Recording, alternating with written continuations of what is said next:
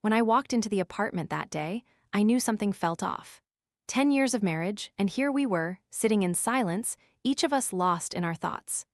I had spent the last few days wrestling with a conversation I needed to have with Eric, my husband. It was no small talk we'd been avoiding. It was the looming issue of parenthood and the crushing weight of our struggles with infertility. After 2 long years of countless doctor's appointments and unsuccessful treatments, it finally hit me. Maybe becoming parents wasn't in the cards for us. The doctors had been blunt, telling me I might never get the chance to carry a child of my own. They suggested adoption, but hearing that felt like a punch to the gut.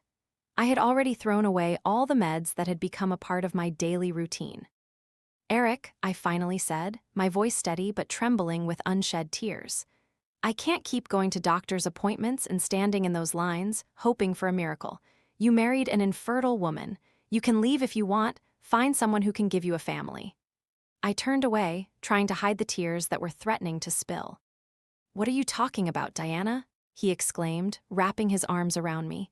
"You're mine, and I'm not going anywhere. It doesn't matter whether we have kids. We can adopt. We'll figure this out together." But deep down, I could sense his disappointment. I knew he wanted his own children, and I was terrified that saying yes to adoption wouldn't be enough for him. "Think about it, Eric," I said, my voice trembling. "If I spend more years on treatments, I could ruin my health. What if I put us in debt? I don't want to leave you with a child in your arms and no money to support it.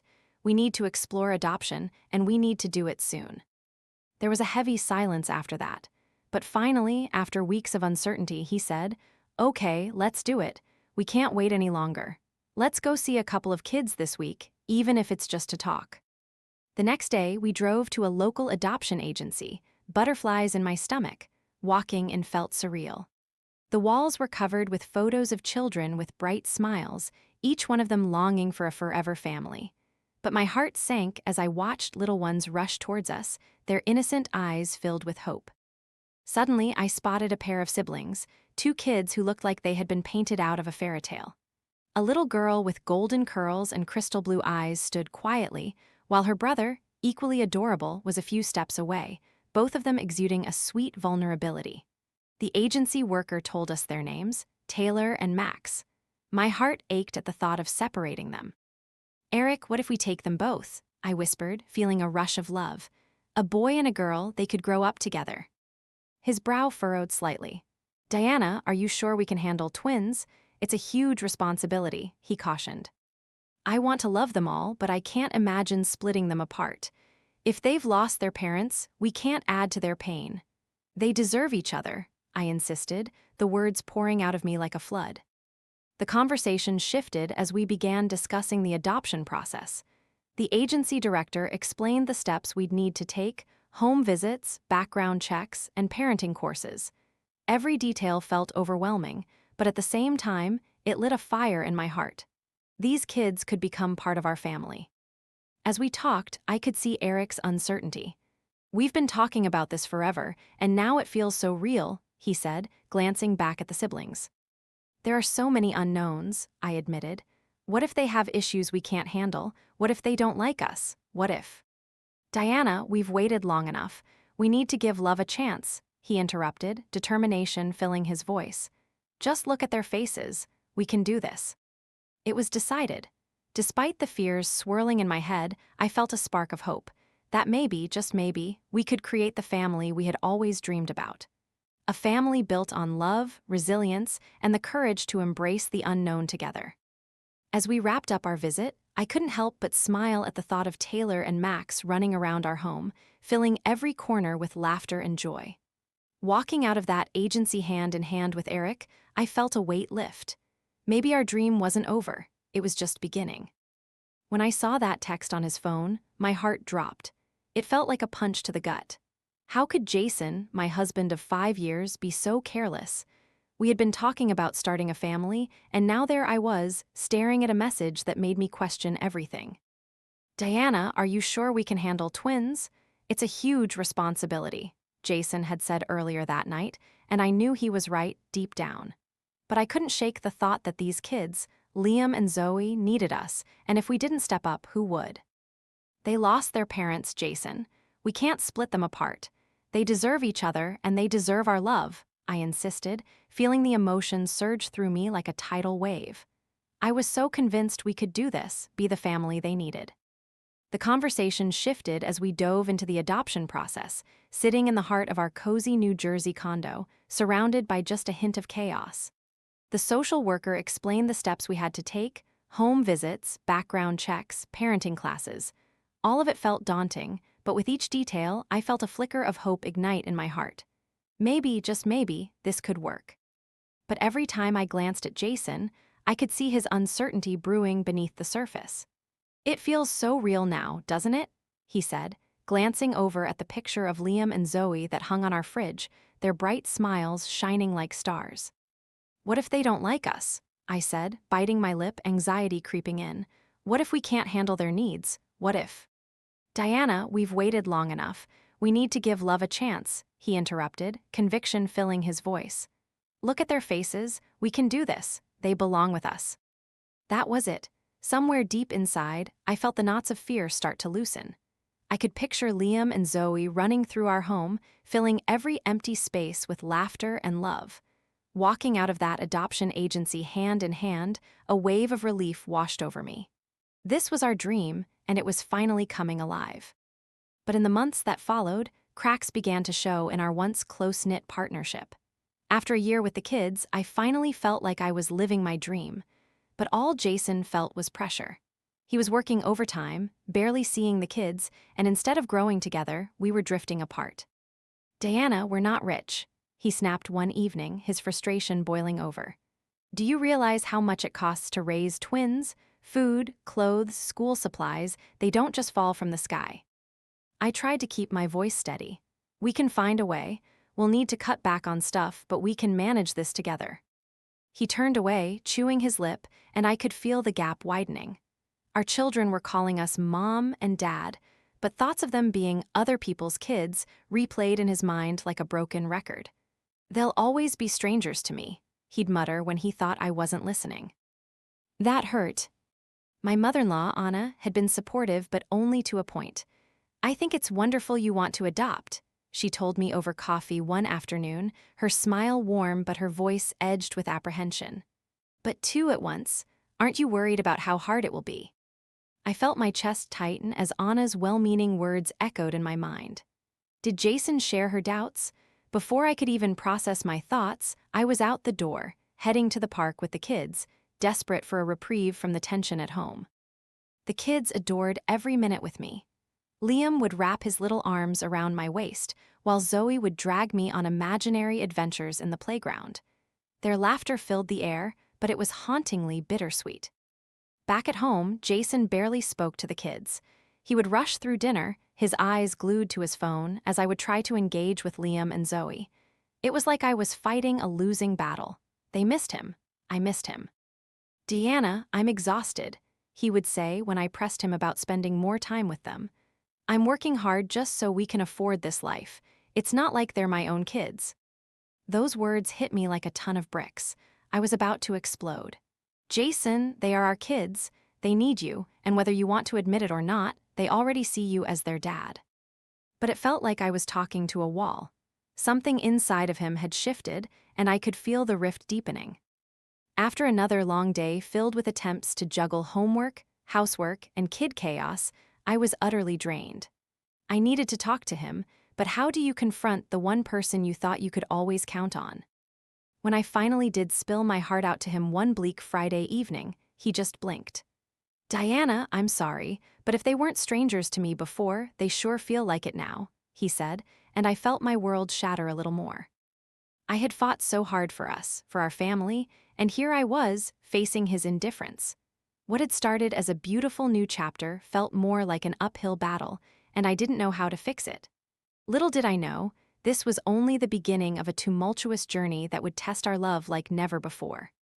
But one thing was clear, I wasn't giving up on them or us. We still had a chance to find our way back, together. When I walked into our cozy condo that Friday evening, I could feel it in the air, something was off. Jason hadn't looked up from his phone all night. Dinner was a silent affair, a race against time as our kids, Liam and Zoe, desperately tried to steal a moment of his attention. It was the same old routine, and I was over it. This wasn't the family life I had imagined. "Can you just put the phone down for a minute? They miss you," I said, my voice thick with frustration. Jason barely lifted his head, a flicker of annoyance in his eyes. "Diana, I'm exhausted. I work hard for us to enjoy this life. They're not even my kids," he replied, his words slicing through me. Those words felt like a punch to the gut. "Not your kids. They see you as their dad. Jason, you're their father figure." I was at my breaking point, but he remained unresponsive, a stubborn wall between us. After yet another chaotic evening of homework, laundry, and the noise of little feet running around, I sat down with a heavy heart. I needed to talk to him, but how do you confront the man you thought you'd spend your life with? So I tried. I finally opened up that night, pouring out every worry and pain I felt. All Jason did was blink and say, "I can't do this anymore, Diana. They feel like strangers to me now." It hurt. I had fought tooth and nail for our family, and here he was, pushing away from the very thing we had built together. Our love story, which had once felt like a fairy tale, was now turning into a haunting nightmare, and I had no idea how to get us back on track. But one thing was carved in stone: I wasn't giving up on them. I wasn't giving up on us. We still had a chance to reclaim what we lost. Fast forward a few years, and life took an unexpected turn. There I was, doing everything to keep our little family afloat after he left. We'd been together since college, and that life shattered before my eyes. It was just me with Liam and Zoe, navigating the chaos of parenting without Jason, who had basically vanished. I had to step up. I returned to work full-time and even picked up tutoring gigs on the side. It felt impossible some days, but I got used to the grind. Between soccer practice, homework, and managing playdates, I was fighting hard to ensure my kids felt loved and supported, no matter how much I was struggling inside. And then, the unexpected happened. I ran into Jason one day while rushing to grab groceries for our dinner. He was sitting outside a cafe, hunched over with a beer in hand, a baby stroller beside him. My heart raced with shock when I realized it was him, my ex, looking worn down and utterly lost. "Diana," he said, surprise flickering across his face. It took a moment, but I knew the reality was he hadn't recognized me at first. "Wow, it's been a while. How are the kids?" I glanced briefly at the stroller, my chest tightening when I saw his son. He looked so much like Jason but was in distress. "They're good, thriving," I replied, trying to sound casual. "What about you?" He let out a bitter chuckle, eyes clouded with regret. "Things have been tough, my son. He's not what we hoped for. He has issues. My wife, she's struggling to cope and blames me. It's a mess." Listening to him felt surreal. A part of me felt sympathy, but another part wanted to scream at the injustice of it all. This was the man who walked away, leaving me to pick up the pieces. Now, he was living a completely different life, and it was killing him. "You can't just give up," I wanted to shout, "not when there's always hope." But the sadness lingered like a heavy cloud. "I'm still in it for my son," he said, his tone almost indifferent, as if he'd resigned himself to this fate. I couldn't help but feel a pit of sorrow for both him and his child, a child who deserved a full shot at life, just like Liam and Zoe did. Despite everything, I felt a flicker of hope. You can't just abandon your dreams. I wanted him to know that children like his can grow strong. They can win battles, even the toughest ones. In that moment, looking at my bare hands and then his troubled eyes, I understood something profound. We weren't the same people we used to be, and maybe that was okay. We were navigating our own roads now, but it wasn't too late to be better for ourselves, our kids, and the future we still had ahead. Little did I know, this chapter in my life would push me further than I expected, turning every struggle into strength. Strength for me, for my kids, and maybe, just maybe, a new beginning for Jason too. When I saw Jason at Starbucks, I was a bundle of mixed emotions. It's wild how some moments can feel like a punch in the gut, right? "Wow, it's been forever. How are the kids?" His surprise was palpable, and for a second I wondered if he even recognized me. I glanced at his stroller, my heart sinking when I caught a glimpse of his little boy. He looked just like Jason but seemed so distressed. "They're doing great, thriving," I said, trying to keep it casual, my voice tight with suppressed feelings. "How about you?" A bitter laugh escaped him, like he couldn't believe the mess his life had become. Things are rough. My son, he's not what we hoped for. He has some issues. And my wife, she's struggling to cope and blames me for everything. It's all just a disaster. Hearing him talk felt surreal. A part of me wanted to reach out and comfort him. But there was another part, the part that needed to scream and shake him awake. This was the guy who walked away, leaving me to pick up my own pieces. Now he was drowning in the chaos he had created, and I felt that familiar knot of injustice twist in my stomach. You can't just give up, I wanted to yell. Not when there's always hope. But there was a heaviness hovering over our conversation. I'm still in it for my son, he said, his voice devoid of any real fight. It was like he had resigned himself to the pain. My heart ached for him and his little boy, who deserved a fighting chance just like my kids did. Despite everything, a flicker of hope sparked in me. We can't just abandon our dreams. I wanted him to know that kids like his can be resilient. They can overcome anything, even the toughest battles. As I looked down at my empty hands and then back into his worried eyes, something clicked. We were no longer the same people. Maybe that was okay. We were on our own journeys now. And who knows? It wasn't too late to become better for ourselves, for our kids, for whatever future might still be waiting for us. Little did I know, this unexpected reunion would push me further than I imagined, transforming each struggle into strength.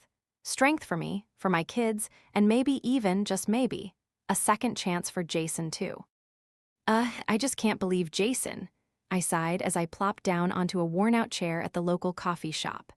My best friend Sarah, always the one to listen, shuffled her iced mocha around with a straw, waiting for me to spill the tea. That guy just keeps making the worst choices, she said, shaking her head. How do you just leave your kid? It's insane, I replied, frustration boiling in my chest.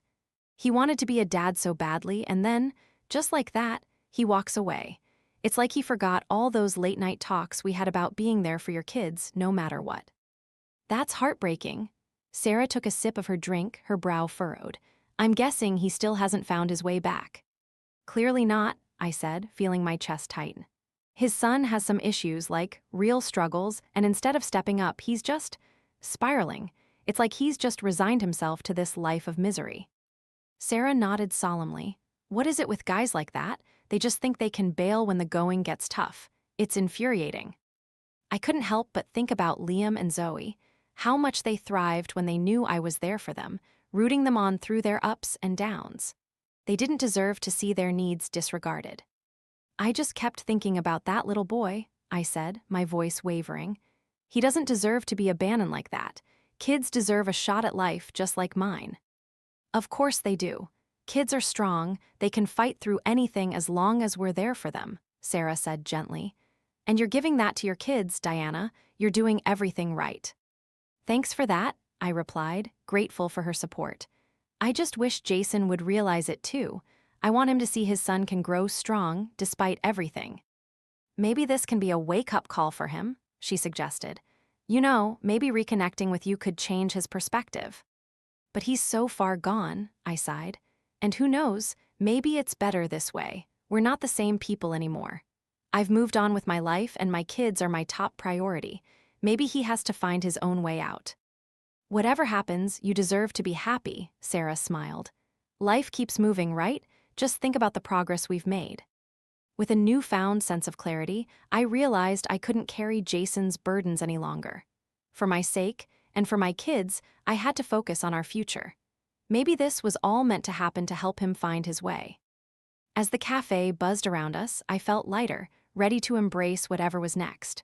Who knows? Maybe this would be the turning point for all of us, an unexpected new beginning, full of possibilities and healing. I sat there, my heart heavy with concern. I just keep thinking about that little boy, I murmured, my voice shaking. No kid deserves to be left behind like that. Every child deserves a chance at life, just like mine. Absolutely, Sarah assured me, her voice soothing.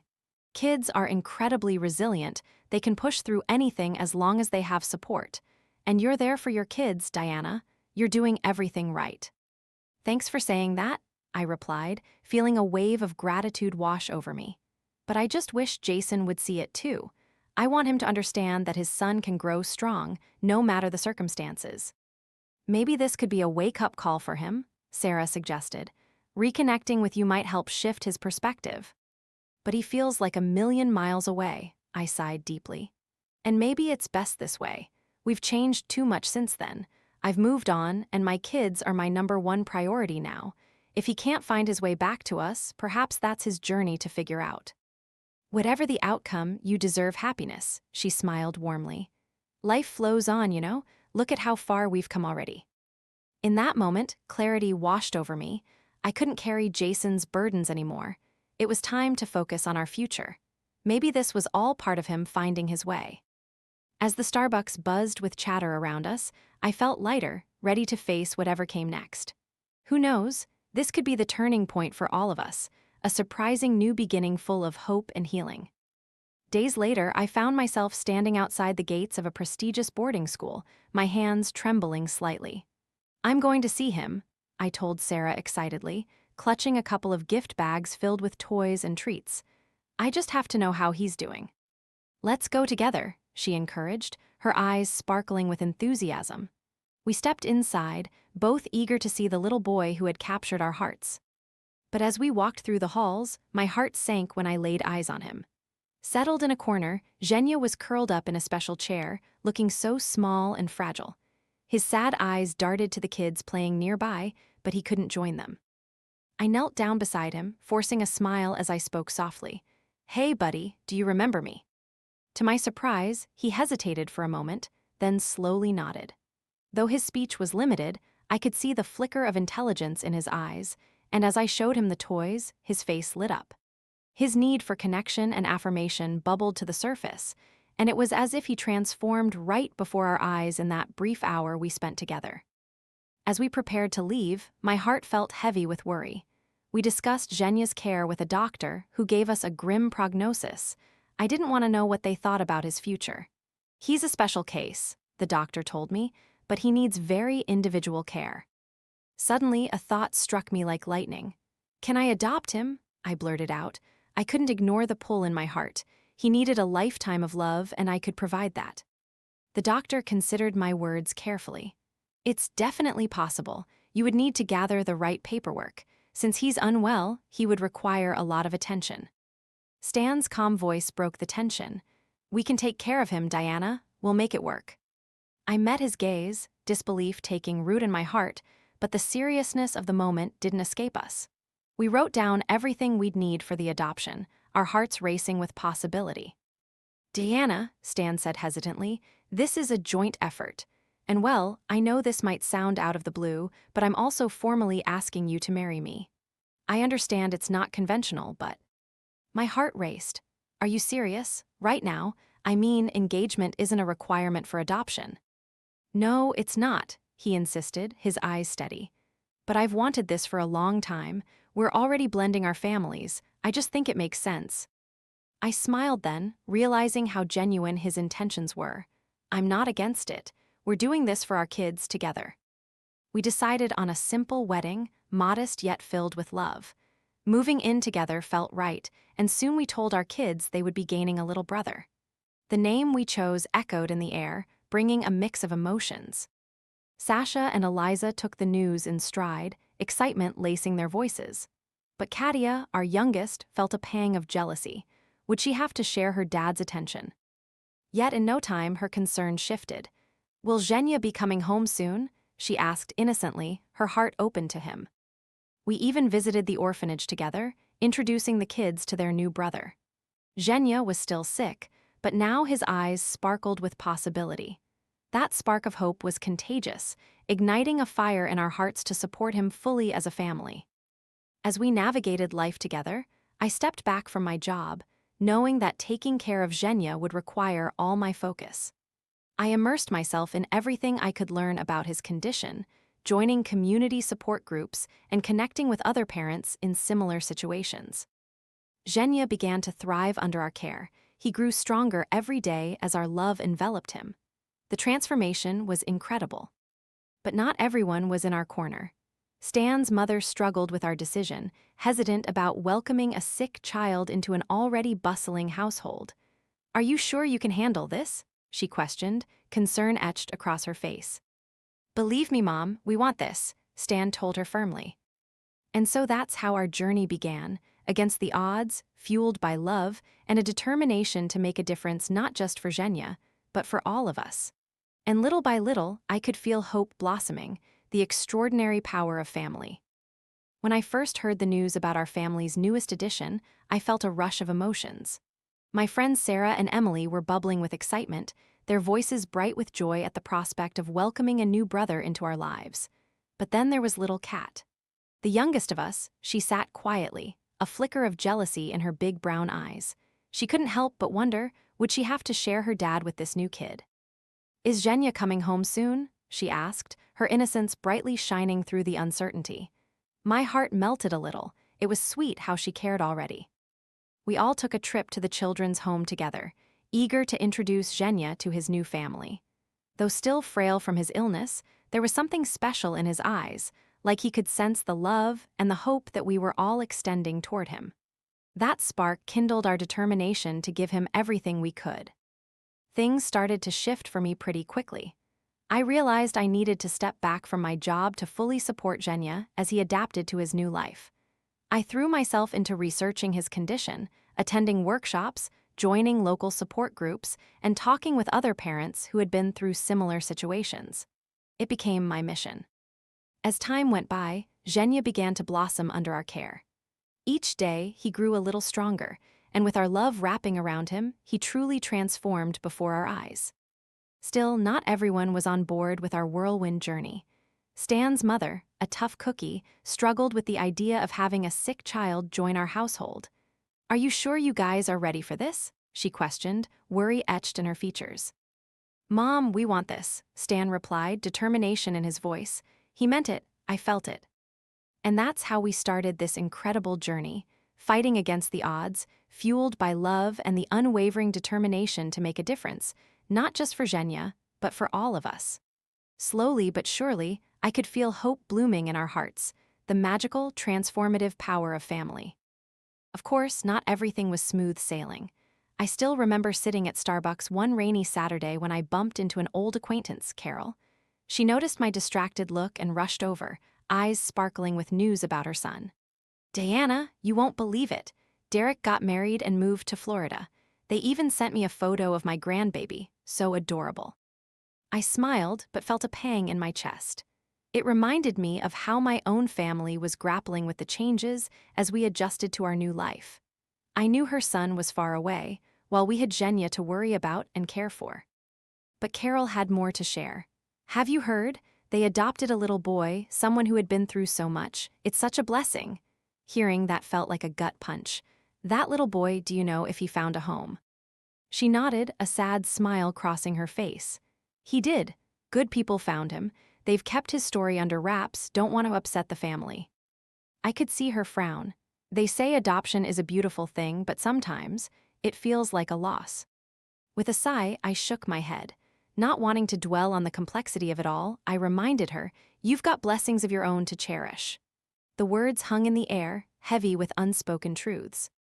Meanwhile, at home, I was in a tough spot navigating my kids' feelings. Lisa, Sasha, and little Kat had grown up without the struggles that come from fear and illness, but now their lives had changed forever. The burden of their older brother's condition weighed heavy on all of us. He'd spent too many hospital nights and endured countless procedures. Yet, each milestone he reached felt monumental. I remember the day he took his first independent step. It was like the sun breaking through clouds on a rainy day. He not only walked without support, but also started using real words, clearly and without hesitation.